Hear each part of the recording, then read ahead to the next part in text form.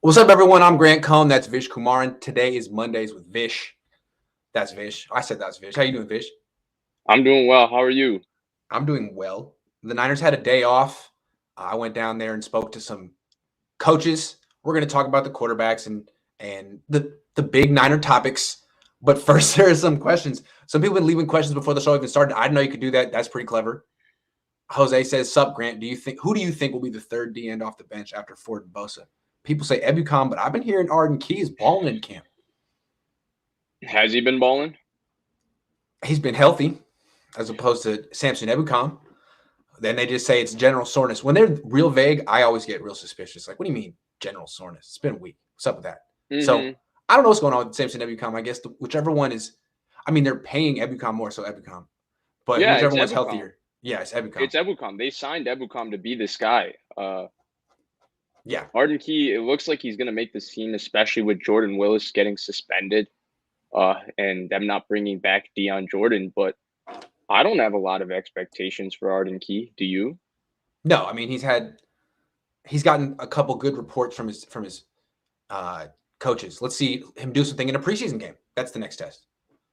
Same for Trey Lance. Frederick Peterson says can't stick around, but wanted to get the question in. Who will they play in preseason? Will who they play in preseason tell who's starting? I'll bet Jimmy plays against KC. Of course, Jimmy's going to play Yeah. against KC. They're both going to play a lot in preseason, I think. Don't you? I would think they would give Jimmy Garoppolo 2 series against Kansas City, and maybe Trey Lance a little more, or maybe not, and then a lot of time for Sudfeld and Rosen. Yeah, I don't think anybody plays in the third preseason game. Maybe Lance does, and maybe that's an indicator for who's starting week one. But I'd imagine, yeah, like 1 to 2 series, first preseason game, Lance plays maybe a quarter. And then the second preseason game, I'm guessing, is the one they're going to treat as the third preseason game, but I'm not too sure. Yeah, Nobody's really asked, and Kyle Shanahan hasn't had to elaborate on what his plans are. So, true. And I don't think he wants to tell us, but I'm down there. I'll ask. All right, let's get to our show. Um, Yesterday, Vish had a nice Hamlet reference on Twitter. Chad Johnson had a typo where instead of saying Hamler, he wrote Hamlet. And you said something that was really clever that like 7 people got. I was one of them. I forget what the joke was. So I'm no, sticking with the no. Hamlet theme. So he said, Chad Johnson said the receiver trio that people are sleeping on are Jerry Judy, Cortland Sutton, and Hamlet instead of Hamler. Yeah. And I said to be or not to be will be their question. Unfortunately, not many other people read Shakespeare in high school because I thought it was one of my better jokes. But I liked it. I laughed. I laughed oh, out loud. appreciate it. Appreciate it. So that brings us to our first topic of the day: to sit or not to sit a quarterback, a rookie quarterback. This is an interesting topic in general because, you know, it worked for Joe Montana. It worked for Joe Montana to an extent. So Niner fans are kind of ingrained in that. Also, they remember Alex Smith playing as a rookie and it not going well. They remember Colin Kaepernick sitting for a year and a half and it working well. And famously, recently, Patrick Mahomes sitting for a year. So there is some, I don't know if it's evidence, just some data points that are positive on that side. But is it a requirement to sit a rookie quarterback? No, absolutely not. I think for whatever reason, there's this taboo that if you start a rookie quarterback, it'll go bad. And people name the examples of guys who started maybe too fast. And if you sit a quarterback, it's good. And they bring up the two classic examples of two of probably the 4 or 5 most gifted quarterbacks in NFL history, and Aaron Rodgers and Patrick Mahomes. The issue I have is that I don't think there's a clear cut answer here, whether you sit a quarterback and it's successful or you start a quarterback and it's successful. It's really based on the individual. And I don't think sitting or starting dictates their success as much as first their surrounding situations. Like you look at what Patrick Mahomes had when he started. That obviously to me has had a bigger impact having Tyreek Hill, Travis Kelsey, Andy Reid, Mitchell Schwartz, an all pro right tackle for a couple years and all of that, than, the sitting itself. And then their overall talent. And obviously, we know Patrick Mahomes has an abundance of talents. He might be the most gifted quarterback we've ever seen. To me, those two things have a bigger factor in a guy's success rather than sitting and starting. Like, for whatever reason, we don't give the example of the quarterbacks who failed, right? Mm. After getting drafted in the first round and sitting. And I'll eventually create some sort of document where I can kind of see all the quarterbacks out. I know you're against Excel spreadsheets, Grant, and charts, but I'm They're playing. hard. I'm playing, but I'll eventually do that and reason out the data. The issue is quarterback success is not a term of measurement. So it'll be very difficult to dictate whether a guy is successful or not, and how successful he is very difficult to measure. But the point is, with Trey Lance, right? You can say that sitting him means success, but sitting a quarterback for the majority of their first year didn't mean success for J.P. Lossman, didn't mean success for Rex Grossman, didn't mean success for Brady Quinn, didn't mean success for Paxton Lynch, didn't mean success for Jake Locker. Those are 5 names that I tweeted off the top of my head and I just named off the top of my head of guys that sat for the majority of their first year, were drafted in the first round, and you saw that they didn't have success. And then when you talk about starting day one, people always bring up the names of the guys who struggle, but what about Andrew Luck? He started from day one. He was Mm-hmm. fairly successful. Mm-hmm. RG3 had a good rookie season starting from day one. Starting Mm-hmm. day one is not what ended RG3's Cam Newton career. was good starting Russell day one. Wilson was good starting day one. Cam Newton was good starting day one. These are names I just named again off the top of my head, and that's 4 or 5. So the point is that each situation is individualistic. I don't understand when people say sit Lance, all of a sudden they decide he's not ready. The problem is none of us know whether he's ready or not, which is why it's up to Kyle Shanahan to dictate that decision. Well, The hold other on. I problem, mean, the thing with this with Lance is like, and with why it's different for every case is because really you're supposed to be playing the quarterback who gives you the best chance to win. And right? when Aaron Rodgers got drafted by the Packers, they had Brett Favre. Exactly. Okay, and when Patrick Nobody's Mahomes got beating out Brett drafted, Favre. no. And when the Chiefs got Patrick Mahomes, they had Alex Smith, who's a hell of a quarterback in Kansas City. It's not Right. like what the Niners have. The Niners are displeased with Jimmy Garoppolo. That's why they traded up to number 3 Yeah, of before they course. even decided who they wanted. I mean, if you want to go right there, I'll go there and I'll draw a couple of distinctions between the Mahomes Smith situation compared to the Garoppolo Lance situation. First off, the Kansas City Chiefs did not flirt with every available quarterback before getting rid of Alex Smith. They Mm-mm. were contented with Alex Smith as their starter. Andy Reid loved Alex Smith. When Alex Smith left the Chiefs, he talked about how Andy Reid felt that Alex Smith's career could have been so different if Andy Reid had him from day one, instead of him having to go through possibly the worst treatment in the Yeah. last 25 years of a franchise number 1 overall pick quarterback. I mean, the Niners were awful to Alex Smith. So that's one, right? That's really important as a distinction. 2, here's the biggest difference to me. The Kansas City Chiefs fell in love with Patrick Mahomes throughout the draft process and traded up to get Patrick Mahomes specifically. Yes. If I mean, obviously this is just speculation, but I tend to believe that if Patrick Mahomes wasn't in that draft, they wouldn't have traded up to go get Mitchell Trubisky or Deshaun Watson. They didn't go up to trade up to get a quarterback. The Niners wanted to get a quarterback no matter what.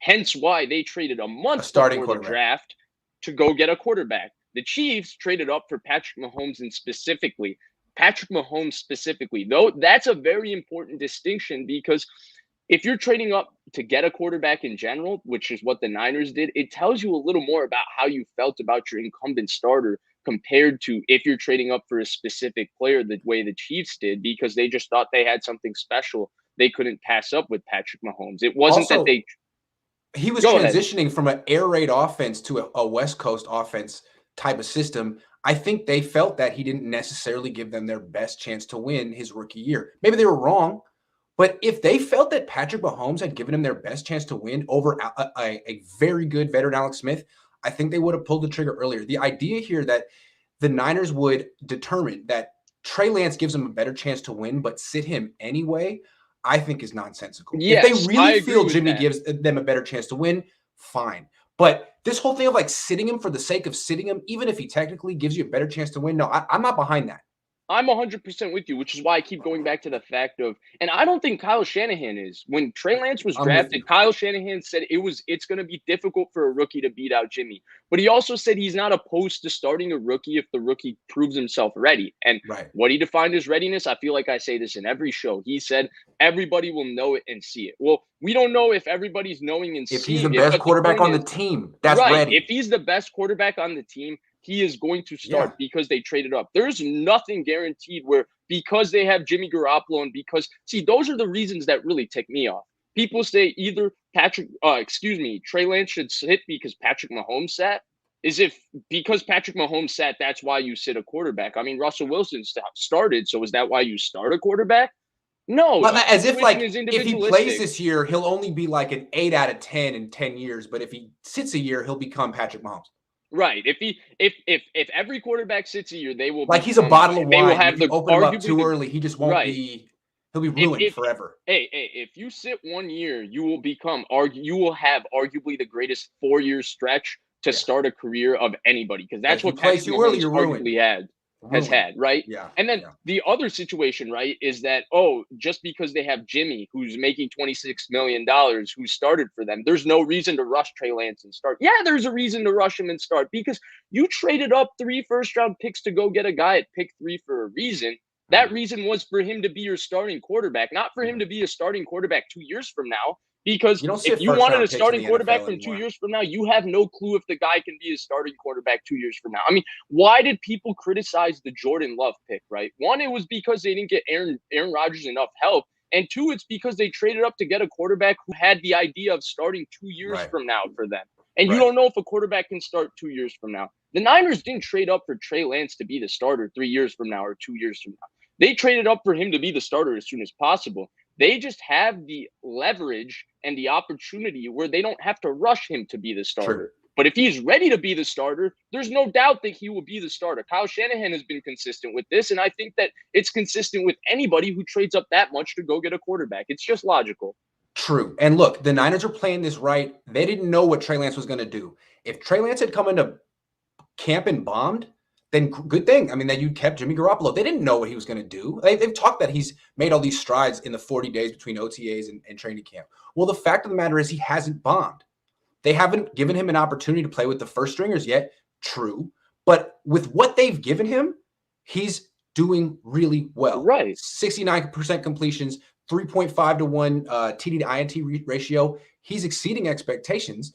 So the only way I could fathom sitting him is if he was struggling or Jimmy Garoppolo had taken off into like a Matt Ryan different stratosphere. Mm-hmm. That's not happening. Lance is playing well, given what they've allowed him to do.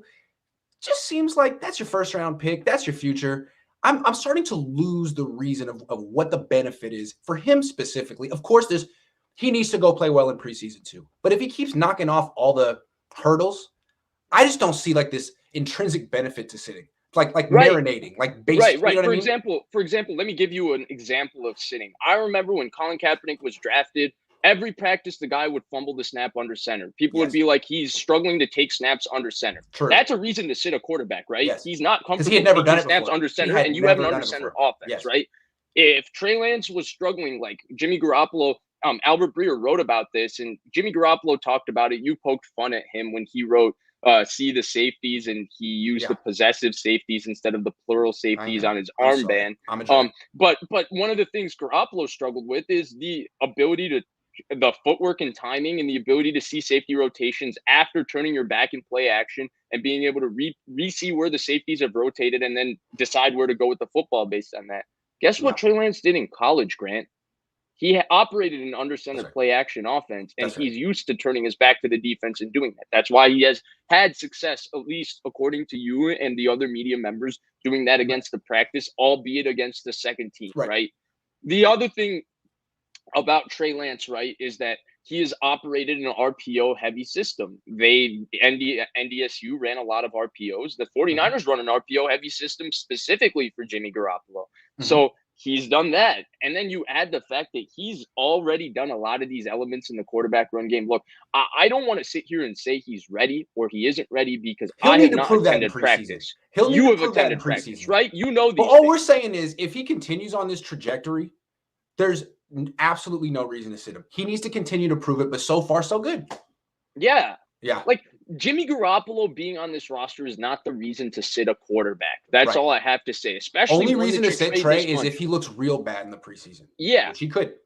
Yeah, but even if he does look real bad in the preseason, Kyle Shanahan has been adamant that the preseason doesn't mean as much as fans put stock into it. He says practice is everything for him. We got to go on to the next topic, but you know what's going to be really telling? Joint practices with the Chargers. I'll be there.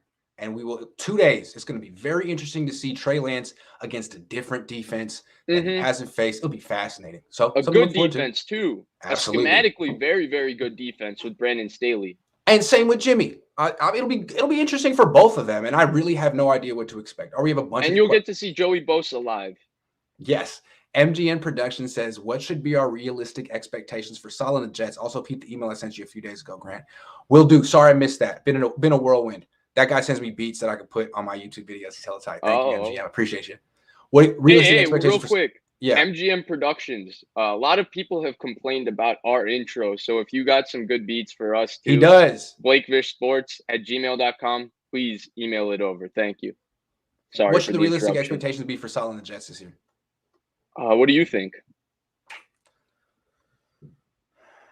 I think the realistic expectations should be a hell of a defense and an offense that has a lot of growing pains and a team that has like 5 or 6 wins.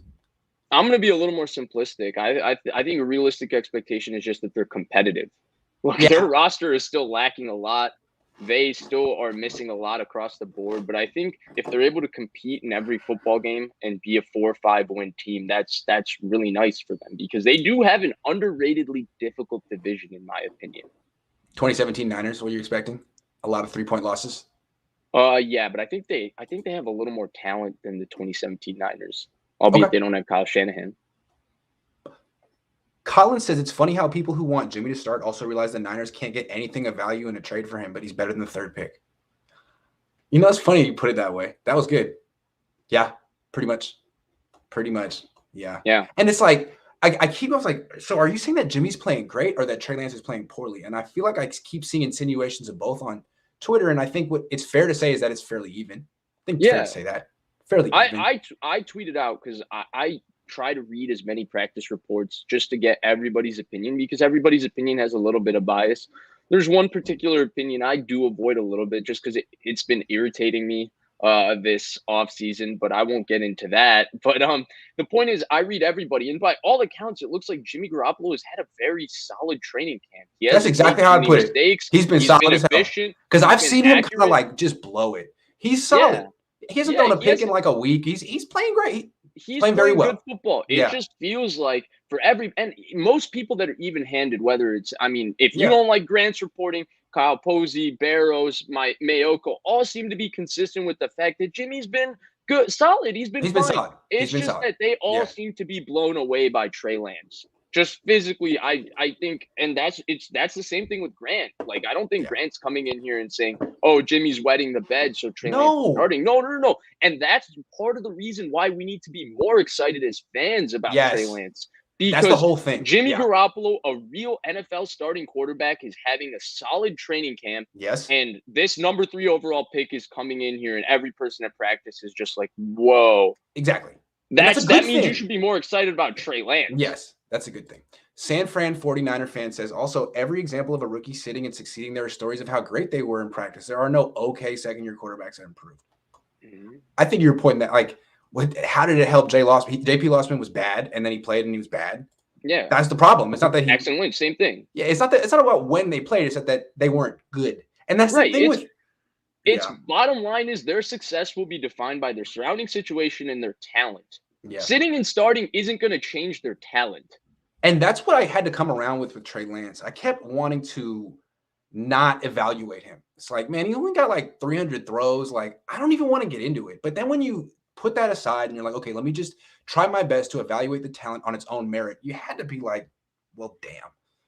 I mean, let's give the kid some credit. The guy's off the charts in pretty much every chartable metric. That counts for something. Absolutely. I mean, I was lower on him than you, and Yeah. I agreed 100% with that. My biggest issue was just at the fact that there was zero sample size for me to know what's good and what's bad.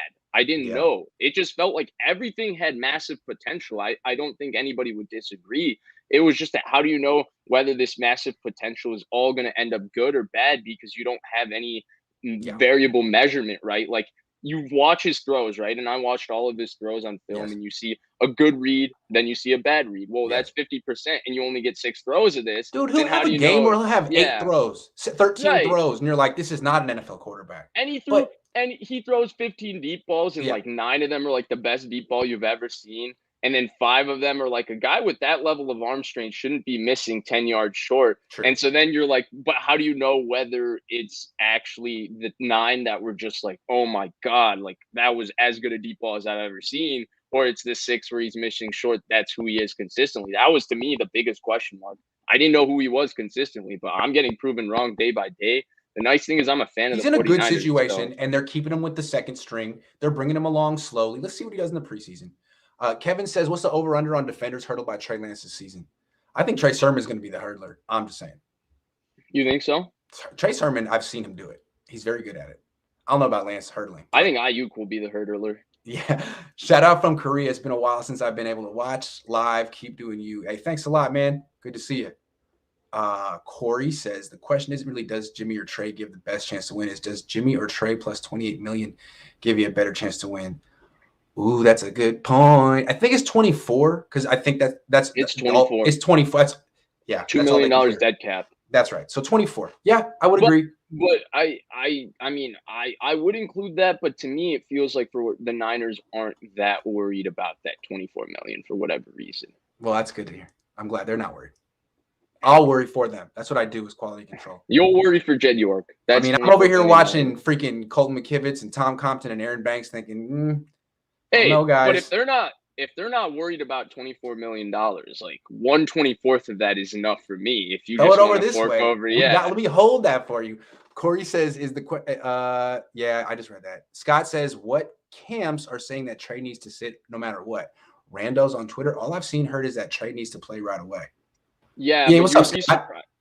Yeah, Scott. Hell of people on Twitter, man. It is the randos in Twitter, and yeah, it is a certain segment of the population that's I don't know.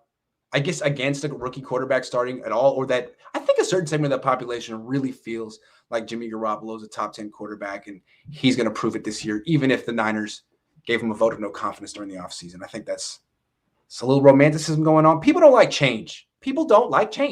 Yeah, but I think people also romanticize this idea that there's just going to be this magical transition. Jimmy's going to come. He's going to have this perfect, great year. The Niners are going to, lose maybe in the NFC Championship game. Trey Lance is going to sit, and he's going to turn into 50 touchdowns, 5,000 yards. Patrick Mahomes walk in first year with Trey Lance. They win the Super Bowl because you can't win a Super Bowl with the rookie starting quarterback. The point is that, and I tweeted this out because I'm so sick of seeing you can't win a Super Bowl with a rookie starting quarterback. Well, 98% of the time you can't win a Super Bowl without an elite starting quarterback.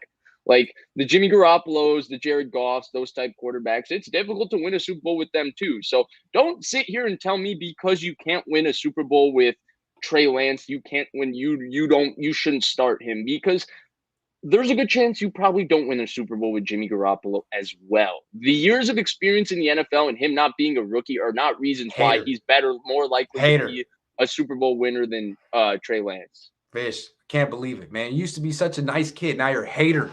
I don't know what happened to you, man. Jimmy hater. I like Jimmy. He's going to win the Super Bowl this year. Get over it. Lucky Luis says, Grant, I don't know that Jalen Hurts' stock is down. Kyle's really high on him. I'd like to see him catch a second pass in camp this year before I say something nice about him. I don't even mind that. I just want him to get through one season healthy. I have zero expectations on contribution until he gets through a season healthy, and then I'll be excited about the prospects of his talent. Yeah. Will Craig says, what happened to the best player play? Start Trey.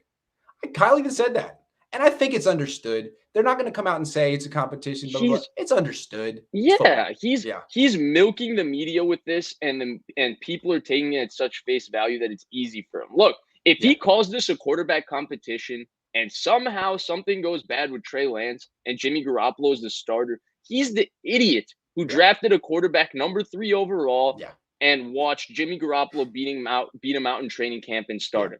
So he can't do that. No. And if he doesn't call it a competition, here's what he can do. He can keep anointing Jimmy the starter. If the thing goes bad with Trey Lance year 1, he can say, well, that's why we kept Jimmy. We planned to have Jimmy start the whole time. Jimmy's our starter. And we didn't expect Trey to play.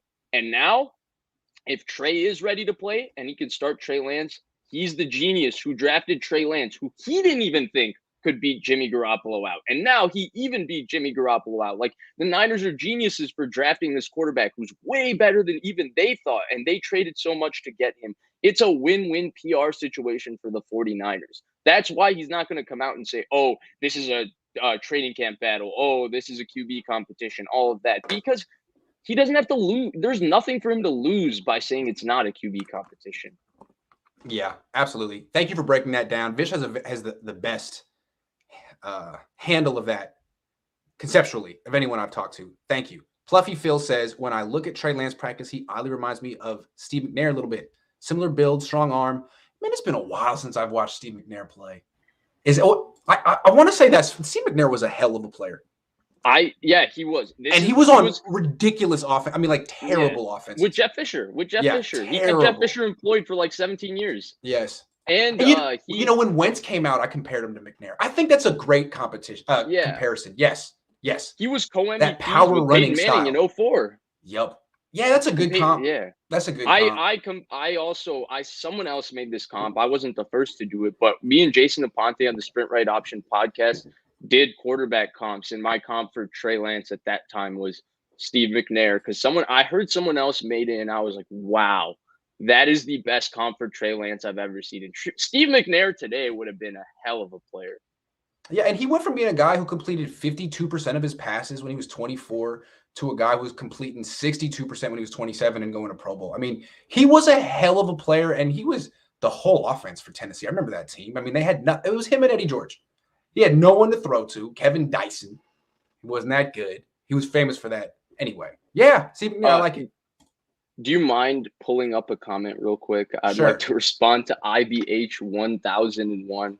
Having these comments up is convenient. Is Vish smarter than Andy Reid because Reid sat Mahomes? See, this is the type of reductionist thinking I totally enjoy, because we just did a 15-minute topic talking about how starting and sitting a quarterback is very much individualistic. It's dependent on each situation, right? I guess English comprehension can be difficult at times, because the entire point was that Patrick Mahomes sitting is not a reason to sit another quarterback. Mahomes might not have been ready. That's why Reid didn't start Mahomes.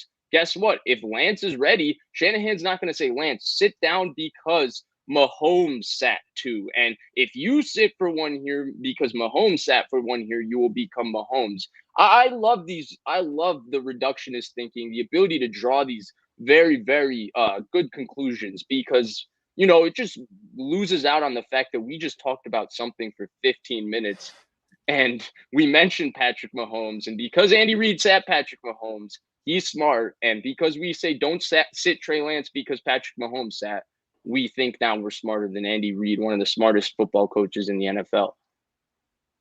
No, I'm kidding. That was a little rude. I didn't mean to be that rude. It's all right. No, but you were waiting for that. Brandon says, do you think Kyle feels that Jimmy's floor is a safer option than Trey's ceiling? Hey, let's just say we don't know what Kyle's thinking. And from his perspective, he doesn't have to make a decision yet. He can be like, hey, Trey's knocking it out the park. Let's see what he does in preseason. Yeah, no one knows. This is our exact point. We don't know how he's feeling, but our point is that just don't assume that it's one way or another. We can also talk about how you shouldn't assume that Trey shouldn't start week 1 either. Right. But don't leave either possibility out. Brian says, do you think Bosa, Ford, and Hurd will or will not start week 1 against the Lions? I think Ford will play. I'm not even sure Hurd will make the team, and Bosa we're going to talk about in a few minutes. Hang tight, Brian. Thank you for the donation. We have a whole section about Bosa in week 1. That is a very interesting topic. We're going to get to that and dedicate it to you. Inside voices say Bills and Chargers don't wish they sat Herbert and Allen, even though Allen's rookie year wasn't spectacular. Could Do argue you know how he's long those guys sat? a minute and a half. Allen Justin four Herbert games. sat one game. One game. No. Josh Allen sat one half. Okay, thank Nathan Peterman was blowing the game versus the Buffalo Bills. Josh Allen came in relief, and guess who started week 2? That's in 2018 for the and Buffalo that could Bills. definitely happen week 1 with the Niners if Jimmy's struggling like he has every week 1 of his career, and they're almost losing to Detroit. We've talked about that though. Seth says, I think D'Amico Ryan's defense will actually be better than Salah's, mainly because he's learning how to defend mobile quarterbacks early on. That's a good thing. I mean, I don't think they'll have that. They shouldn't have that Achilles heel. I'm going to say that. But saying he's better than Salah, man, I want to see what D'Amico Ryan's blitzes are, because Salah's blitzes did not get enough credit. He was on like the Wink Martindale, Bill Belichick level, I think, on third down. He could really get, maybe not on Wink Martindale's level, he could get on block rushers better than a lot of DCs. Just guys unblocked. I don't think that's going to make a difference. Salah was a brilliant game planner. Yeah. He really was. Yeah. They had a lot of really, really sound game plans where they picked on tendencies. They picked on a lot of route concepts that they'd seen, and they had ways of defending them from within their structure of their defense. I don't know Salah's if I can say that smart about and very until detailed. I see it. Yeah. He's very smart and detailed. Kevin says, if Trey Lance sits, how is Mohamed Sanu supposed to throw him a 60-yard bomb on a triple reverse? Sanu's got 233 yards and 4 touchdowns on 8 career attempts. Jimmy can catch that, though. Hey, I was watching Julio Jones like pretty recently. Now the Game Pass removed the All-22. I've been I don't know what to do when it's really, really late at night and I have nothing to do. But I watched Mohamed Sanu drop. He got credited for the start. I think that's why Matt Ryan started only 15 games on here, was with Kyle Shanahan. He dropped a 65-yard throw in the bucket in stride to a covered Julio Jones. It is a ridiculous throw. I'll see if I can pull it up, but most of you can rip that thing. No, he can. He basically played a lot of Wildcat quarterback at Rutgers. I remember that. Will Craig says 75% of the fan base is going to be super pissed if Trey doesn't get the nod early, especially if we lose one of the first 2 games, no matter the reasoning. Correct. And what you're hearing is the very vocal 25% right now on Twitter, which is cool. This is their time. Maybe their last stand. But what Will says is right. And I guarantee you this is not lost on Kyle or the organization. They know. 100%. 100%. They know. You drafted him for a reason. Also, Grant, and this is the last time I'll ask you to do this, but if you could please pick out Jason Gowen's comment that says, if Kyle didn't use the KC QB situation as an example in a press conference, this would make sense. I think it's really important to address this because every single coach that's drafted a rookie quarterback after Patrick Mahomes has used the KC example in a press conference to say that that's what they wanted to do. And to this day, only one coach has actually used the KC situation as their actual way of handling the season, and that was Kansas City themselves. Like, do you think Andy Dalton, Justin Fields is going to follow that? Because Matt Nagy has been relentless in portraying that situation as Alex Smith, Patrick Mahomes. So, yeah. Richard says, even as a rookie, just add a handful of additional touchdowns and cut the picks in half.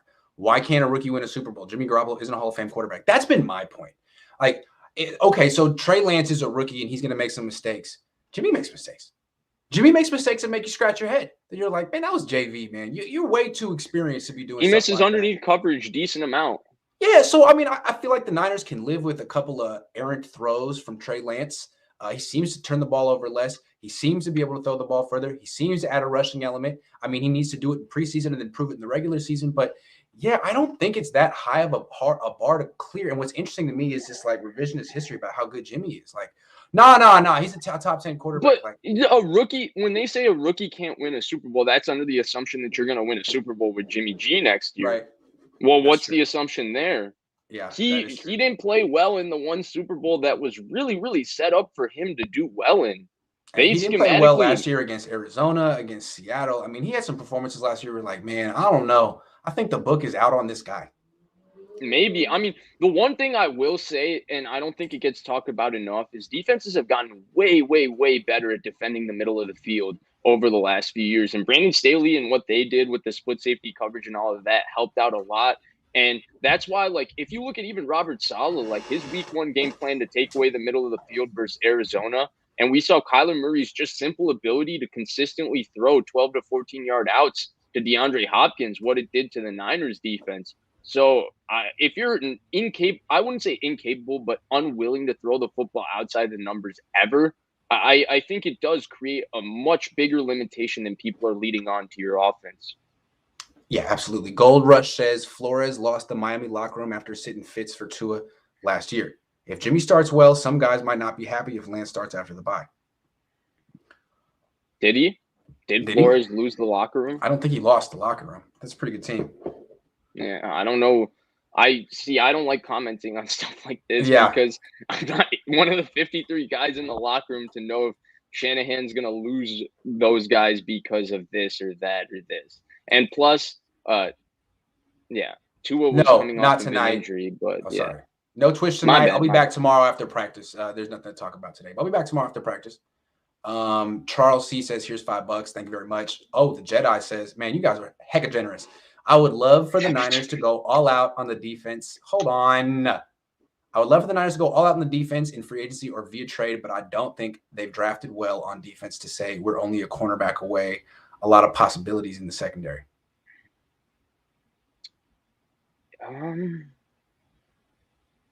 Yeah.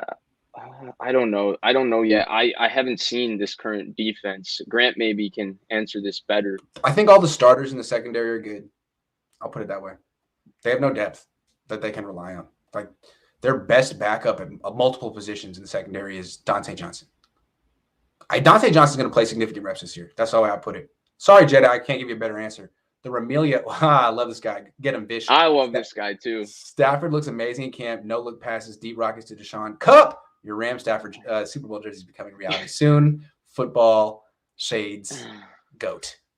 You know, it's funny because I've actually been finding myself searching Matthew Stafford's name on Twitter and trying to read every bit of Matthew Stafford training camp reports more than I'd like to admit. And you talked about how you're not a fan, and I never understood that. But what I will say is I'm not lost an ounce of fandom ever since I've started doing this. But I have started losing my hatred or dislike or fan dislike of teams, you know. Rivals. Originally, like that rivalry, besides the Bears, I've lost it for every team. Like I'm excited because I've gone so many times and talked about how successful I think Matthew Stafford's going to be. I want the Niners to be successful first, but my second most important thing to me this year is that Matthew Stafford proves all the haters wrong. So it's fun. Biz Bang Bang Niner Gang says, what do you think the defense looks like without Bosa this year? See, I don't think they want to find out. This is that's where Saleh came into play last year. They have a lot of the same pieces to do what they did last year, but Saleh, it took every ounce of Saleh's genius and experience to pull that off. I don't know. That's my answer. I don't know. We're going to talk about Bosa in a minute. Yeah. Jose says Jimmy plays like a 30-year-old rookie. He never learns from mistakes. It's like he never watches film. I'd rather start Trey Area. Man, that was harsh, but I'm not going to disagree with anything you said. Thank you for your donation. Jonathan says, right not to assume Trey week 1, but Kyle must be itching for every defense not to play safeties 8 yards from the line of scrimmage, not taking the deep ball seriously. Grant and Vish love the pod stream. Yeah, you get it. You get it. Kyle doesn't have to come out and say it, but for some people he does. Like some people, unless he says it, you get it, Jonathan. Thank you very much. Appreciate it. All right. We're about 40 minutes in and we're stuck on our first topic. So let's move on. I want to hit something else. Jimmy Garoppolo spoke to Albert Breer and he said something interesting. Here's what he said. And I'd like to just share my interpretation real quickly and then hear yours. Here's what he said. I always want to be the starter. I don't want you to take this the wrong way. I always want to be the starter. I'll always fight to be the starter. But at the end of the day, I'm playing football. I'm loving it right now. It's a competition. That's what we're here for. I'm ready for whatever. The way I interpret that is he's saying, look, I'm putting my best foot forward. I'm proud of what I'm doing. If I lose out to this kid, it's because this kid's the truth and there's no shame in that. And if they want to keep me as a backup and pay me $27 million or whatever, I'm game. You know, it's not that I'm less of a competitor. I do want to be the starter, but I'm ready for whatever. And if I lose out to Trey Lance, so be it. That's the way I interpret it. What do you think? Yeah, I didn't interpret it that literally. I just looked at it as a guy who's saying, he wants to be the starting quarterback, but he knows that the decision is not in his hands. And it's not something that I think what he's saying is he's gonna live with the result, whatever it Yeah, is. yeah. And I think that that doesn't, and I like his preface because people are then gonna automatically say, oh, he doesn't want it. And his entire point was, no, no, no, I want it as much as anything, but it's nice insight to the Jimmy Garoppolo personality that they talk about, that he's able to brush things off. He's very even keel, I think, and he understands the business and he's a true professional. And I think this is just a great example of that. He's a guy who wants to come out, he wants to compete, he wants to be the starter, but he's not going to be Sam Bradford and be angry because you drafted Carson Wentz and not be a professional about it. He's going to be professional no matter how this situation lands. And I think I commend him for that. He has such a great attitude towards this entire situation, honestly. And if they bench him and they make him the backup, it sounds like what he's saying is, okay, I won't complain. I won't ask for a trade. I'll be a good teammate. I signed a contract. I'll have to honor that too. But it sounds like he's saying, look, I've been a backup before. I'll be a backup again. I love football. I love being out here. I don't have to be a starter. Of course, I want to be a starter. But again, I mean, if this kid is Patrick Mahomes and Russell Wilson all wrapped up into one, Jimmy knows he's not that. There's no shame in not being that. And he'll get a fresh start somewhere else eventually. It seems like, I don't know, just a mature, realistic stance. 100%. I think that Jimmy Garoppolo's professionalism throughout this, just because we've been so engrossed in just dissecting their play and pulling up a clip of Garoppolo missing this throw, then pulling up a clip of Lance making that throw and enjoying that like that. But we've not. I don't think his professionalism throughout this process, I don't think it's been commended enough, because I think he's truly setting an example for people where if situations don't go your way, in a professional setting, even like in any sort of setting, how you handle it, because you shouldn't pout, you shouldn't whine, you should take it in stride, take it on the chin, and look to move forward and do what you love. And I totally appreciate it, because I know if I was in his shoes, I would not be able to handle this situation the way he has. I would have, if I'm never going to be an NFL quarterback or ever be in this position, but let's say a company that I work for wronged me or something, I would immediately want to leave. I Yes. wouldn't want to put up with the kind of uh situation of having Yeah. to go through them hiring a, or going after and paying an abundance of money for a younger employee than me to essentially take my job. I wouldn't want Right. that. I would want to go somewhere where I have security. And the fact that he's taking it on the chin like this, it's hats off to him. Yeah. So I'm not sure the Niners will be able to trade Jimmy Garoppolo. So even if he is the backup, it sounds like what he's saying is, I'm not trying to split the locker room. I'm not trying to, make a big deal out of it. As I'm cool. I'm cool one way or another. I'm going to put my best foot forward and see what happens. I think it's kind of interesting. I like him. I like Jimmy Garoppolo the more he expresses himself. T Money Yeah, Sacktown says, yeah. he's really a good dude. T Money Sacktown says, Grant, have you seen any DBs or receivers practice jump balls during camp? If not, wouldn't it be a good idea to have them play a game of 4 or 3 flies up? 3 flies up is always a fun game. Did you play 3 flies up as a kid? No, not at all. I don't even know what that is. Or you just throw the ball up in the air and people try to catch it? It's Oh, fun. so you try to moss each other? Yeah, exactly. You just have one guy throw, and then there's like a group of 8 kids, and just see who's the most coordinated. Yeah, they should do that. Ominous24 says, I thought this stat was fake, but it turns out to be true. Stafford is 8 of 67 versus winning teams. Wow. Ominous. That's shocking. Ominous. It's an interesting stat. That is ominous. But he is 42-14, I think, when his defense allows 20 points or less. How about that? Ryan Starr says the How about reason that? no rookie quarterback has won a Super Bowl probably because they're drafted to bad teams. Niners are a Super Bowl roster needing a top-tier quarterback to lead the team.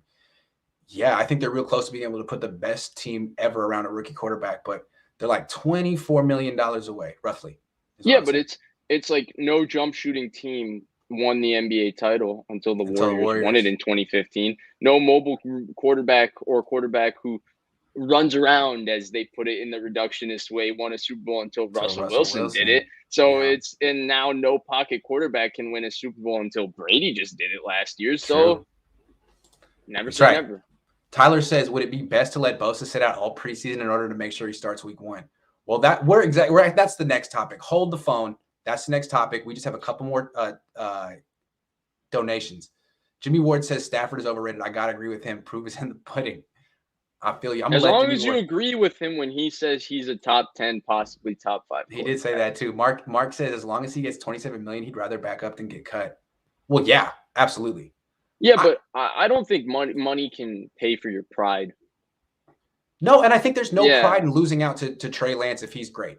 Just like, I mean, like with Alex Smith, when he finally lost the job to Patrick Mahomes, no one was like, well, yeah, it's because Alex sucks. Like, nah, man, like you were great. Hey, this guy's special, and you can go start somewhere else and win again. Yeah, but it wasn't just that. Washington kicked Kirk Cousins out the back door and paid Alex Smith and traded a decent amount for Alex Smith to make him their guy. So he left in good faith only. This is the other thing that we didn't touch on, that Jimmy admitted it's a competition. Thought it wasn't a competition. Yeah, there's that. There's that too. He called it a competition because you know why? You're always competing in the NFL. There's not like one position to like, look, nothing is going to change my mind. I have a preconceived notion of the depth chart, and nothing you guys do matters. Although that's how some people report it. Yeah, and he also knows what happens when teams trade up 3 first-round picks to the 3rd pick over in the draft a month before the draft to get a quarterback. It's not to guarantee him of his job for the short term. Can Jimmy G play corner? I don't know. Can Trey Lance? Maybe that's how they'll use Trey Lance as a rookie until he gets his feet underneath him. This guy that I says, do you guys really believe Jimmy? If I was in this situation, I would tell my boss, yeah, totally. I'm on board while quietly interviewing for another. Yeah, but it's not that simple. Nothing about Jimmy gives us a reason not to believe him just based on who he's been, at least. I mean, granted, I haven't gotten a big glimpse into him. Maybe Grant's probably gotten a bit more because he's gotten to interact with him in person, but he doesn't have any leverage here. He just has to, he doesn't have any leverage. He just has to be. There's no place that he can go to be the starting quarterback either. No.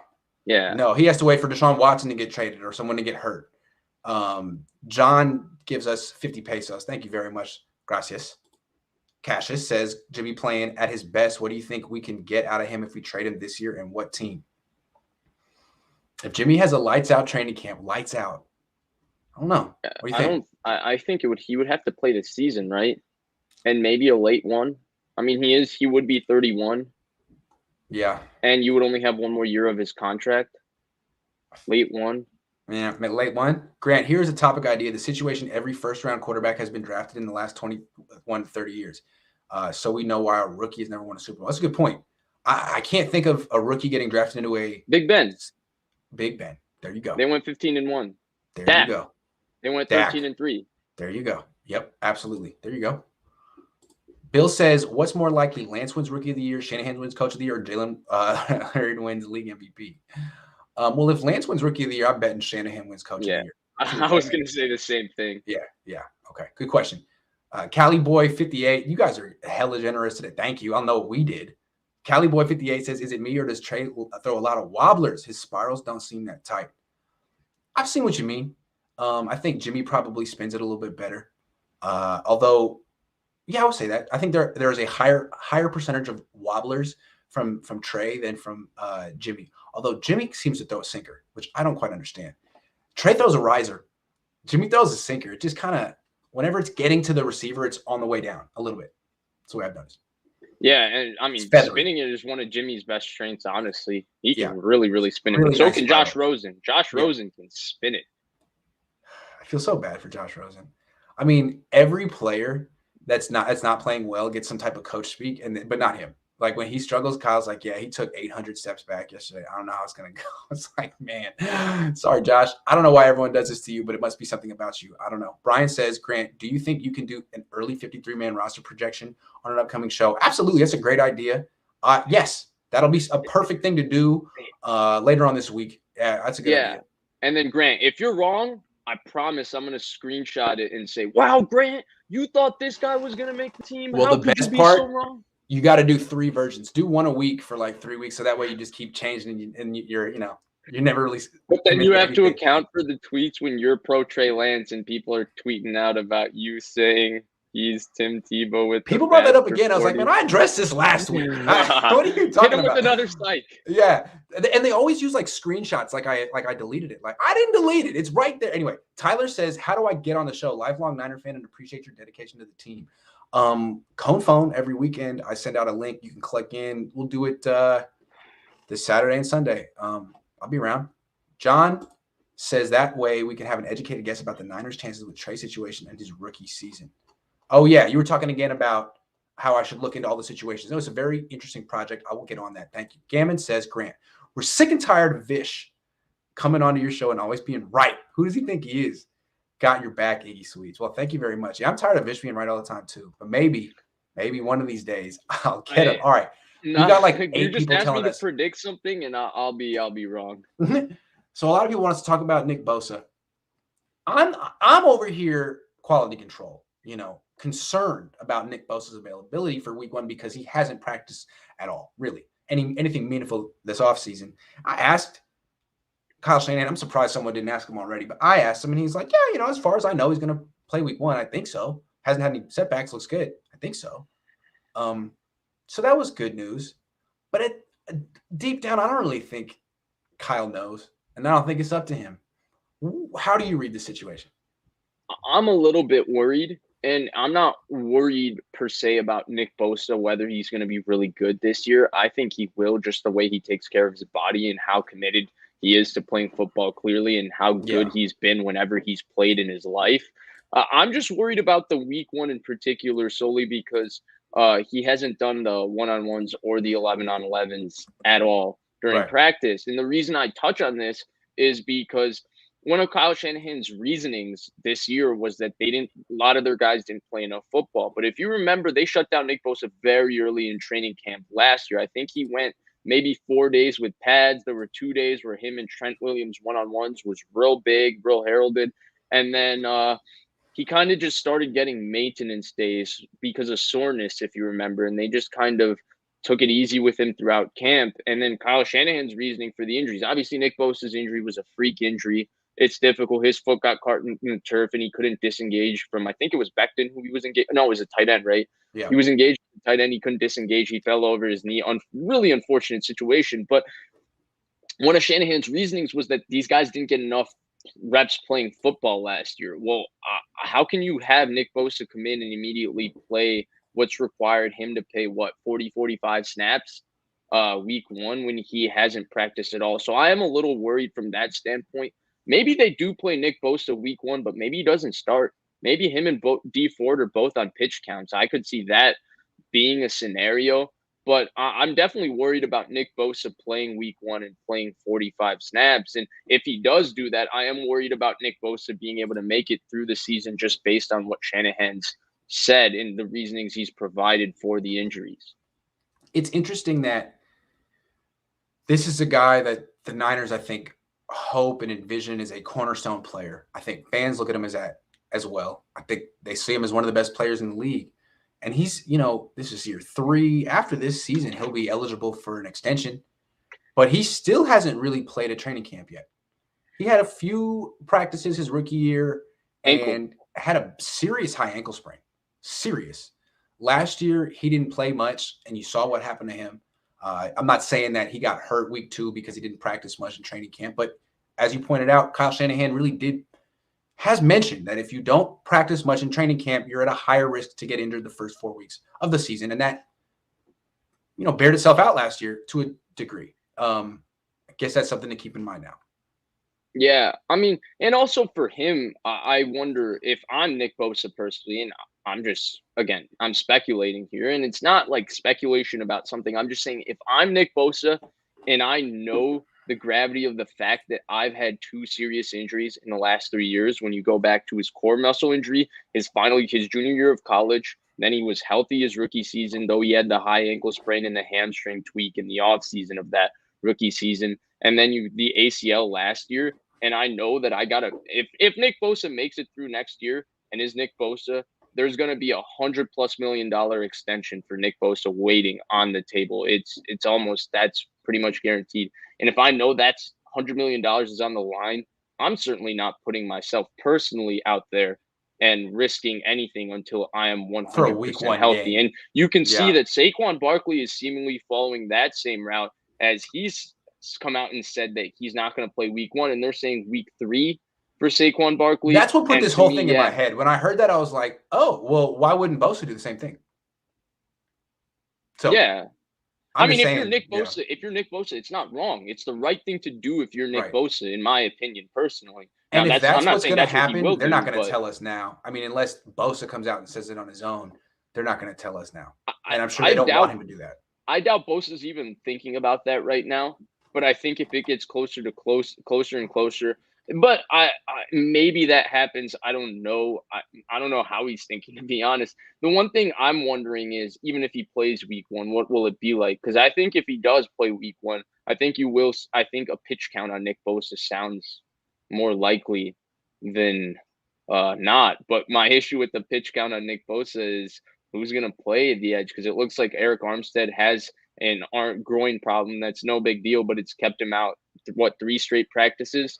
And see if he's back so, tomorrow. I don't expect right, and a groin is a tough injury to manage, and so that's another big time player that's battling something. And then Samson Ebukam has been sore for quite a while now, so that's another edge player managing something. And then of course D Ford is Kyle Shanahan himself has said that if he gets something out of D Ford, it'll be a pleasant surprise this season, but he's not going to be overly optimistic about it because of what D Ford's managing. So then I question what's even going to happen on the edge. Maybe our man who said Arden Key, maybe Arden Key is starting week 1 for the 49ers against the Lions. All right, let's go. Let's step back. It's not just Bosa who's missing time. Really, we talk about Niners and their injuries. So far this offseason is all defense. All defense. Their offense is pretty much intact. It's entirely intact. The defense is sitting basically most of the starting defense. 7 of their best players are basically not having a training camp. Jaquiski Tartt, Azeez Al-Shaair, Eric Armstead, Samson Ebukam, D Ford, Javon Quinla, Nick Bosa. That's a lot of good players. A lot of key players that are just kind of getting to the season healthy, which is a good step. It's better than them getting hurt now, but I guess they are kind of hurt now. I mean, they are kind of hurt now. I don't know. Like, are you concerned about this defense? I'm not concerned about the defense, but I am concerned about these kind of ticky-tack injuries, only because I just have seen, like, I've heard the old adage, right? If you enter this football season injured, you're going to leave the football season injured. You're not going to get healthier throughout the season. That's just right. That's the old, kind of like saying that people always say when it comes to the NFL season. And from that standpoint, I wouldn't say I'm concerned like overall, because Jimmy Ward, Fred Warner, Jason Verrett seem relatively healthy, and none of these injuries seem serious or in any type of way where a guy is supposed to miss an extended period of time. But I am just a little bit concerned, only because in terms of just continuity, like even though all these guys have played together, is D'Amico Ryans, though he's keeping the defense basically the same, there is not a continuity, with him calling what he likes specifically on third downs when this defense becomes a little less scheme specific and a little more creative. There isn't that chemistry because they have brought in some new guys to the interior defensive line, like the Maurice Hurst, the Zach Kurz. There isn't chemistry with those guys. And then in general, I just feel like defense, they got to practice together, right? Like the 2019 defense, did anybody outside of Nick Bosa miss time in camp? D Ford did, right? Yeah, good question. Yeah, D Ford. That's it. But all those guys practiced, right? Yeah. I mean, Witherspoon, 2019 Sherman were the starting corners. I want to say Jimmy Ward missed camp. Yes, Jimmy Ward missed camp with he broke his collarbone in OTAs. Yes, that's when you asked about the milk, because he broke his finger. That's right. And but Tarvarius changed his whole career. Started. That question. You're right. Saved you're it. Right. You're welcome. Only you would ask that question too. So. Well, thank you. Yeah. But go ahead. No, but to me, the point is, it's not a concern to me as much as something to look out for, just because we've talked so much about injuries are really the biggest problem for this team. It's not talent. It's not coaching. It's not anything besides the fact that they just have had bad luck with injuries for reasons that we cannot explain but continue to occur. And so, And they're located on the defense this year. right. So Yeah. it's just something to keep an eye on rather than, I would say, to be concerned about. Ben says, Grant, how many quarters has Lance played this weekend? I don't know. What do you think? A quarter and a One, half? one, one. One quarter? Yeah, I think he Okay. plays one. Okay. The coach says, what's up, coach? NB and DF will both be on pitch counts. Vish is right. NB will get dumped and will leverage the injury against Bosa during contract time or move him. Yeah, probably. Mm-hmm. Yeah. Yeah, I wonder what the plan is long term for him, Deebo Samuel. The Niners could feel like, you know what? Maybe we'll just get what we can out of these guys in their rookie deal. And I'm not sure if they're really ready to commit themselves to either one long term. Those two have a lot to prove. And even if they have a long, healthy season this year, I mean, would you count on getting it again next year? It'll be interesting to see what they do with those two. Nick Bosa would be 2 out of 4 in his last 4 years, which is still a little scary. It is. Both injuries were serious. Yeah, I don't know.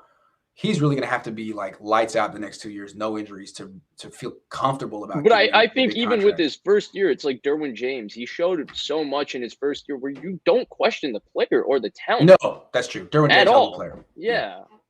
John Taylor says, if our O-line is the same as last year, which wasn't good, doesn't that mean all the pressure is on the defense for us to have a winning record?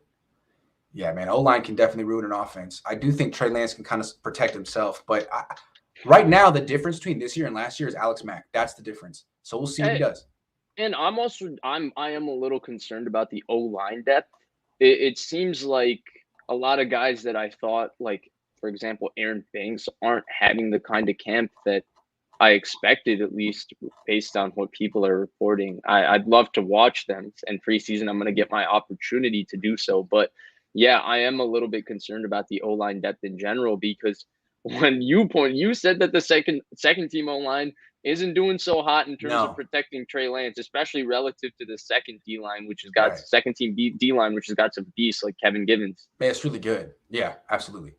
Gammon Brown says, Vish, Detroit is rumored to have a top 5 out line. Niners D-line comes at you in waves. Goff is scalpel with time in the pocket. Which line wins?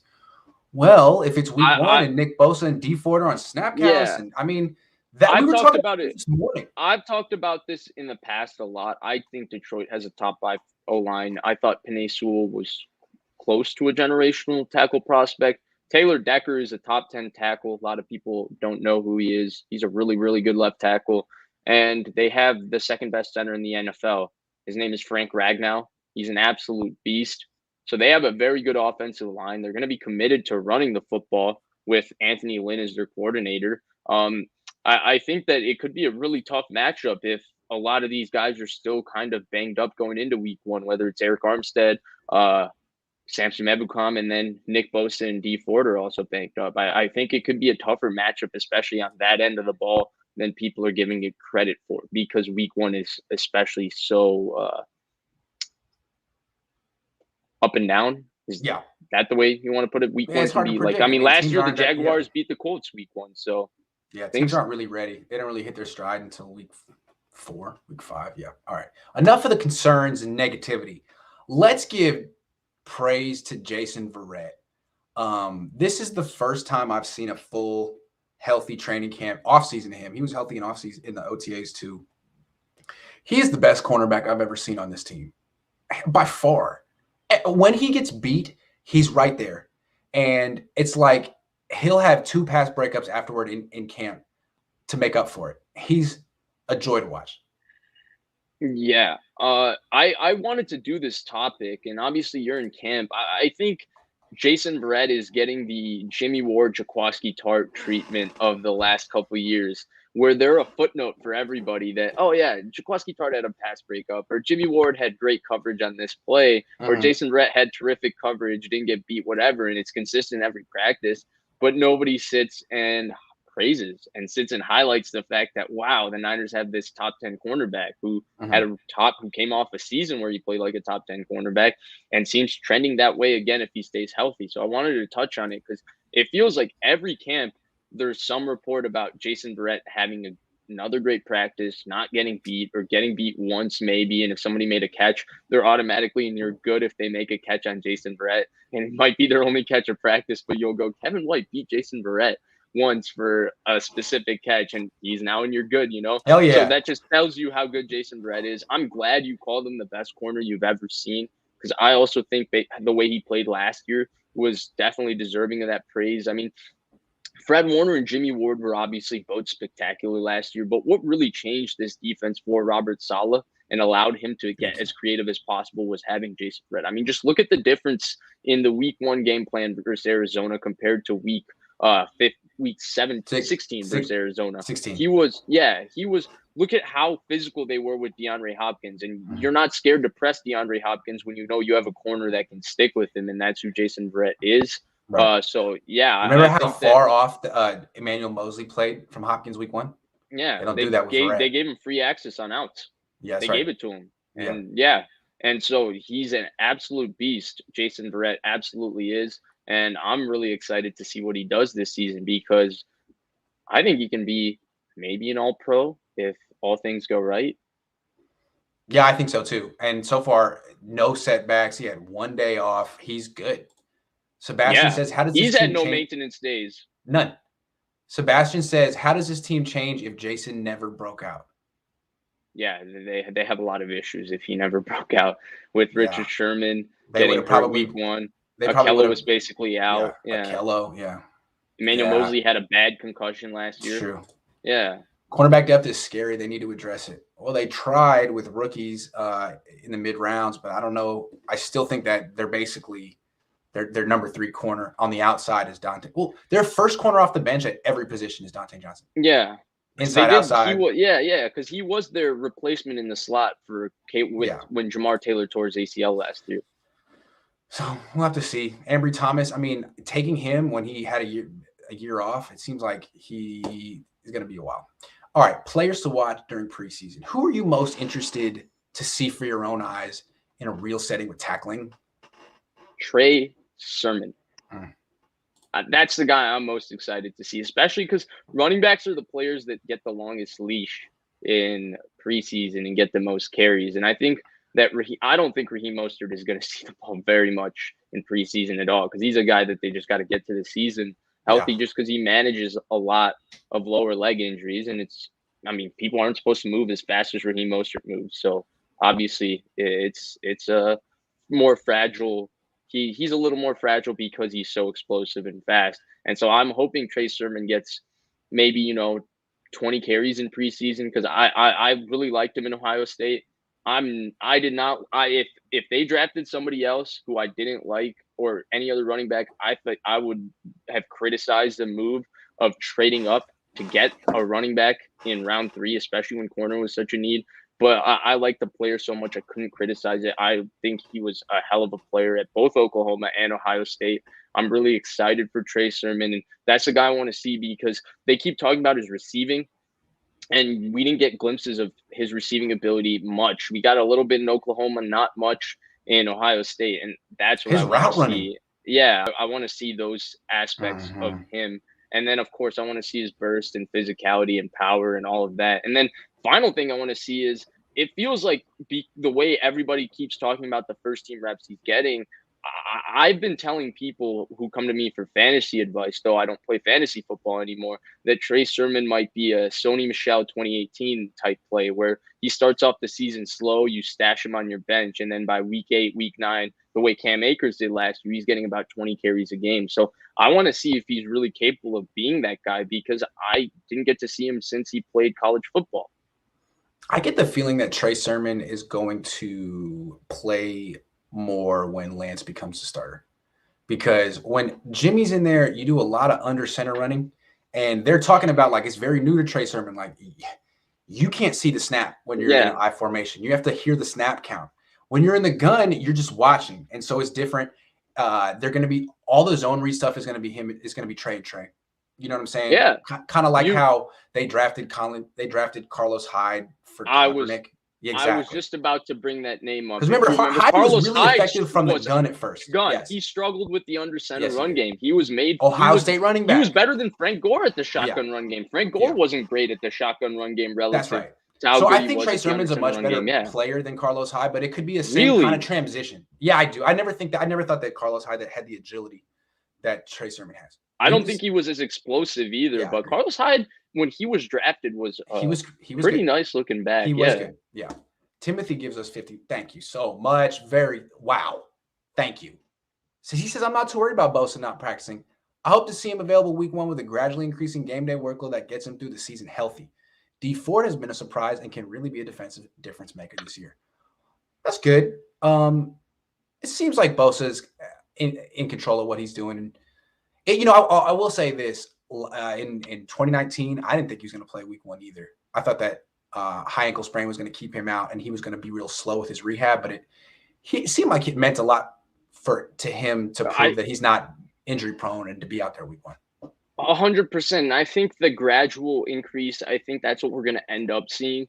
So I'm not that worried about Bosa, though I'm a tad bit worried. My one concern with Nick Bosa, honestly, and this is a good thing about the athlete, but you know how you have to, Shanahan sometimes talks about how they have to protect like George Kittle from himself because he wants to come back too early sometimes from his injuries and they have to hold him out.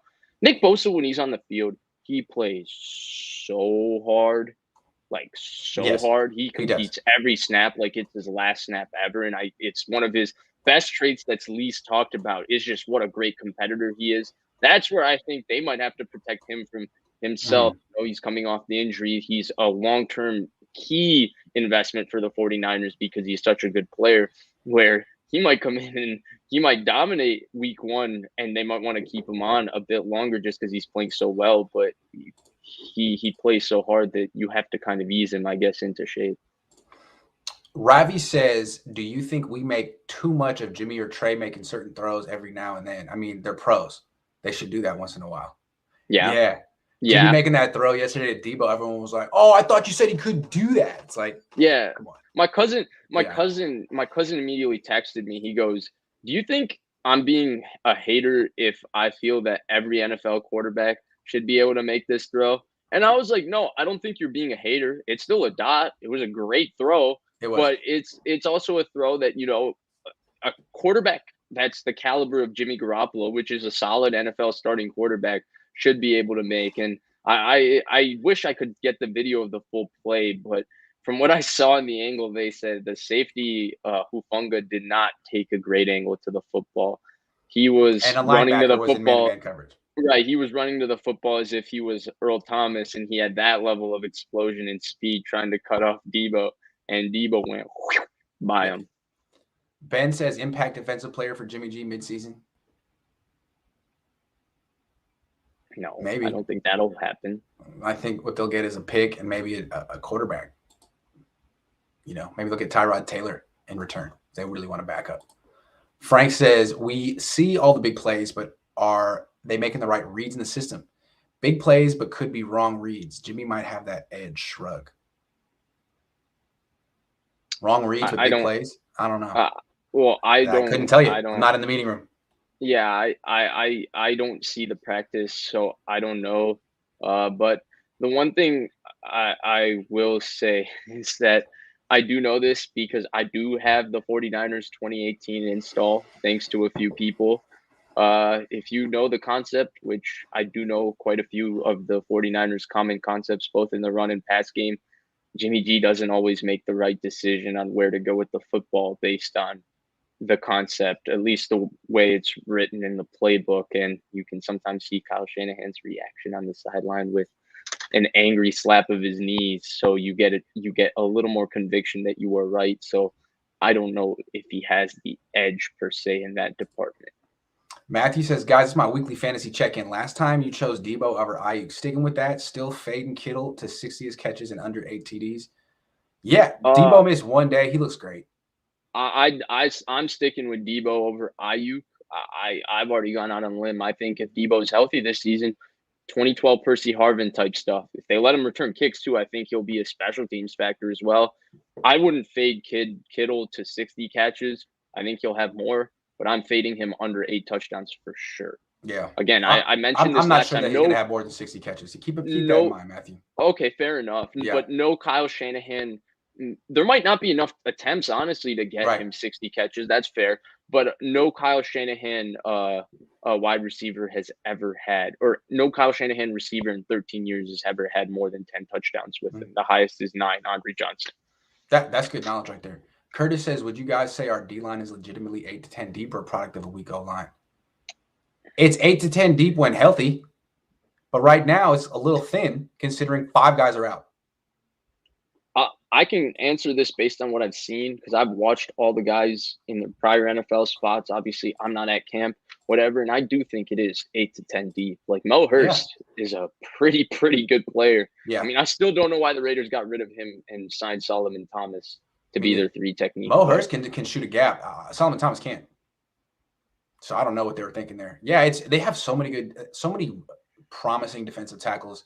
Arden Key's kind of interesting on the edge. Jordan Willis, I kind of liked last year. Yeah, they do. Yeah, Jordan Willis wasn't too bad. He was pretty good. Explosive. Yeah, and big. Okay, last topic. Is Javon Quinla on the verge of a breakout season? He had a terrific practice yesterday. He had a sack in team drills, which I can't remember the last time he did that. He's a really good athlete. He hasn't done one-on-ones yet, so I don't know. Maybe when he gets in there, is going to dominate. I don't know really what to expect from him in year 2. What do you think? What are you expecting? Yeah, so I've been out on a limb when people have asked me this question. I think Quinla has become a common answer, but I was answering this maybe in April before the draft itself that I thought he would be the breakout player. Part of it is I am biased. I was a huge Javon Quinla fan before the draft. I thought he was a hell of a player, and I still believe that. I thought he had a good rookie season. There were some things that I felt like people expected from him that I didn't personally expect from him. I think people expected him to come in and be a 6'7" sack guy. He's not a sack guy. That's not who Javon Quinla is. I think he had 7 sacks his final year at South Carolina. Grant has commented about his pass rushing ad nauseum and compared it to DeForest Buckner, who is a sack guy, who is capable of getting 10 to 12 sacks. I think Javon Quinla having a breakout season next year will be more dependent on his impact. And I think that impact will be for those who sit and watch the game rather than you won't be able to track his impact in the box score. I think Javon Quinla could have 4 sacks next year and have a hell of a season. Heck, I don't expect him to have anything more than 6 sacks. I expect him to be 4 to 6 sacks, but I still think he could have a really good season having 4 to 6 sacks because the first thing is he has to be a dominant presence in the run game, and it doesn't have to be with tackles for a loss. It has to be with penetration, him using his size, him shedding blocks, him taking on double teams, him being strong at the point of attack. All things he did fairly well in the run game as a rookie, and I expect that to improve. And then as a pass rusher, for him, it's not as much as him finishing plays with sacks or him getting beating guys clean the way DeForest Buckner does with his spin move or shooting a gap, as much as him just being able to move the pocket and ruin the pocket for the quarterback and allow other players to eat and get around him. And I think if he's able to do those things and show his power and explosion as an athlete, 100%, I think Javon Quinla can have a breakout season. It's just you have to temper your expectations of what a breakout season is. I see people coming out here and saying Javon Quinla is going to have 9 sacks. That's not the kind of player Javon Quinla is. Nick Bosa isn't going to make Javon Quinla have 9 sacks, but I think Javon Quinla can have a really good season with 4 sacks. Yeah, I think what's interesting about Quinla is it's so obvious he's nothing like Buckner. No, but he's a totally different style player. Yeah, like I actually think of him more like a nose tackle. And you think like, well, nose tackles aren't impact players. Well, Vita Vea is a nose tackle and he's an impact player, and he only gives you like 3 sacks a year, but he's extremely disruptive. Everyone knows it. Mm-hmm. He's one of their best players. And Quinla, a couple of like last week said he really emulates himself after a young Ndamukong Suh. Same kind of player, not super refined, just overwhelming.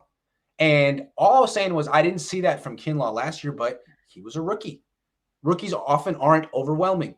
Maybe this guy will end up being the Niners version of Vita Vea, in which case, hey, good pick. Because Vita Vea was like picked right around the same spot, no? He was the 12th pick. He was the 12th pick when people thought they should have taken Derwin James. And Ndamukong Suh was I the don't second think pick in the Kinlaw's quite draft. as good as Vita Vea. I think No, he's because not everyone's as like physically Kinlaw's intimidating so big, he moves so well. Vita Vea is bigger. All I'm saying, and moves just as and well. yeah, it moves just as well. I Yeah, think a lesser Suh is the comp. And yeah, to be fair, Suh had 10 sacks as a rookie and has basically lived between about 4.5 to 8 sacks for the rest of his career. And I think there's people that would make the case that Ndamukong Suh has put a borderline Hall of Fame career together. He's been fairly good at every stop he's been. He's always been physically dominant against the yeah. run. He makes impact plays in the pass game. If you watch him, there's a lot of plays that Ndamukong Suh makes in terms of screwing up plays that he might not be credited with anything in the box score. Chris Sims calls it the F the play up. Javon Quinla, if he gets a lot of F the play up type plays next year, to me, that's a breakout season. Sean says Kinlaw seems to be one-dimensional. Veteran guards can easily shut him down with sheer technique. That's what I saw last year. Like that's Tomlinson is just a veteran guard, not a great one, not a bad one, a vet, a solid guy who knows his craft, and he just took Kinlaw to school. So I'm not saying he's still that guy. I want to see it. So that's what I expect to really change. I just expect him to be too physically overwhelming for guys who try to technique. Because at the end of the day, this guy is 6'5", 230 or 330, and he wears 330 like it's not like Mike McGlinchey. He has to drink 5 shakes to be 330. He gets out of bed and he's just a mammoth. Let me tell you something. What happened? All right. So yesterday, I'm standing right next to the defensive players during the 11-on-11s, and Javon Kinlaw whoops someone hard and comes flying in, doesn't tag the quarterback, but it's a sack, and everyone sees it. All the defensive linemen are basically giving him the woo, and he comes back, and everyone comes up like, man, how are you that big moving that fast? How are you that big moving? Everyone respects him. He just needs to, And the stuff he did in the run game last year, the strength he showed at the point of attack and stuff, he did have I wouldn't say he had a good rookie season, because I think the expectations for him to have a good rookie season were maybe a little bit through the roof because of who he was replacing and whose number he was wearing. But I thought he had a promising rookie season. He showed enough to make you think that there's definitely something there. Yes. Sure. Yes. Yeah. And I'm not saying it's not. I'm just disappointed that he hasn't been able to do one-on-ones, but there's still 4 more weeks for them to do this when we're not around. Really, and we're going to see him with the Chargers in a week. And the key with Javon Quinla is just understanding he is not DeForest Buckner, and a good season for Javon Quinla is not going to be 10 sacks. It might be 6, but if you turn on the film, number 99 is just being a menace for offensive lines. Steve says, is Nick Bosa officially a diva? Well, yeah. He's still a good player, though. But yeah, absolutely. I mean, you think so? Oh, yeah, absolutely. No question. But I mean, he's a good player. So what would you classify as a diva when you're covering an athlete? I'm just interested in that. Kind of a lone operator. Like he's a hard worker, and he's definitely someone that helps the team, but he's not exactly like Fred Warner's not a diva. Fred Warner is team first. Bosa just seems like, I don't know, like he wears the gold Jordans, he rolls up his shirt. It's a very much a look at me kind of guy, But that's okay. I mean, he's not like cutting corners on the work. He's doing all of his work. He's just definitely a look at me guy. Hey, then I got one more question for you. He does the Jordan shrug after. Come on, dude. You're Michael Jordan, and you wear the Jordan cleats. Who do you think you are? I have one more question for you then, based off of this, and I kind of know the answer here, I think, but I'll ask you, who's the biggest diva you've covered then? I could probably tell you the name, and you'll be like, when I said it, that's who I was thinking. Kaepernick became one. Randy Moss. Whoa, his only year there, man. Yeah, that guy had a real high opinion of himself, and he wasn't that good anymore. Randy Moss. Yeah, I don't even think Kaepernick could compete with Randy Moss's divaness. I mean, wow. Absolutely. And everyone said that Vernon Davis was a big diva, but I didn't cover that part of his career. I covered mid to late career Vernon, who was just a sweetheart, really nice guy, except for that one time when he got naked in front of me, and I didn't ask for that. Well, the comment section is saying who I was going to say that I thought you would say. Maybe my favorite 49er ever, because 9-year-old me was just so happy when they drafted him. That's Michael Crabtree. I mean, but I felt like he got that. Oh yeah, reputation. Crabtree was a total diva, Eugene man. Parker Absolutely. was his agent, and him not playing the first 5 games from there was like Oh Niner yeah, fans wrote him he was off a as classic diva. Crabtree yeah. for sure. Yeah, no doubt, no doubt. Yeah, good call. There's been some divas. I mean, the wide What receivers. about Booby Dixon? No, he was a character, not a diva. Booby Dixon, like a diva doesn't want to talk to you one-on-one. It's just like, dude, I don't even see you right now. Like, Booby will be waiting, like, who wants to talk? Who wants to talk? Honestly, what do you want to talk about? Honestly, I didn't mean to throw him into this conversation, but ever since we talked about preseason, and I talked about how excited I am to see Trey Sermon. I'm just thinking of Booby Dixon, who was maybe the greatest preseason running back we've ever seen. They'd give him like 20 carries a game in preseason, and that guy would dominate. Hell yeah. We the legend. We remember you, Booby. Landis says Lenore was getting torched today. Is he backsliding or are they giving him more? Will he make the team? Only time I ever noticed Lenore is when someone catches the ball near him. I'm sorry, he's a rookie, but what? He wasn't getting torched today. They didn't practice today. He's a fifth-round pick on the third team, right? Yeah, he's getting like 13 reps. Player, is he sliding? Yeah. Is that sliding? No, you're right. That's a good point. He's living up to expectations. Pretty much. Man, we still got 1,400 people watching, hour and a half into the show.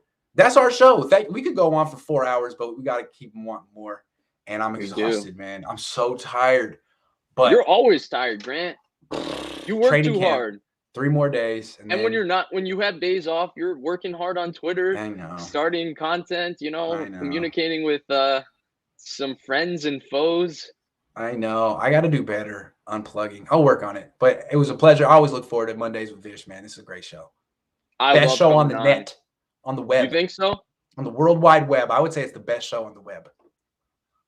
Yeah. I appreciate that. Do people still call it the web? I think they call it the internet. The net? I think my show with my dad's pretty good too. Shout out my dad for having me. Thank you. I would say that one's better. Your dad definitely knows a lot more than me.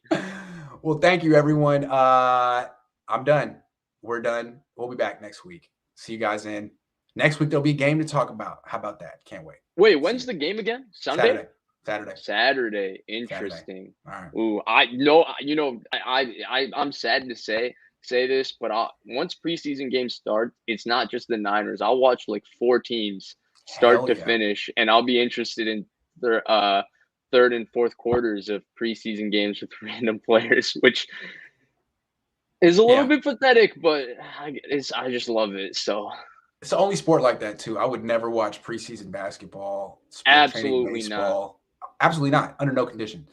And football is the only sport I feel like, basketball, you can watch highlights of a high school player and you kind of get an idea of who has it or who doesn't have it after 10-minute highlights, just because like if there's specific things that they can do that you see other people just can't do them. Football is the only sport that, man, to do proper research, you have to watch like 6-7 games. That's true. And that's why this draft, I've never been more tired in my life, because I actually had a second job, which was basically watching like 6 quarterbacks and going after game.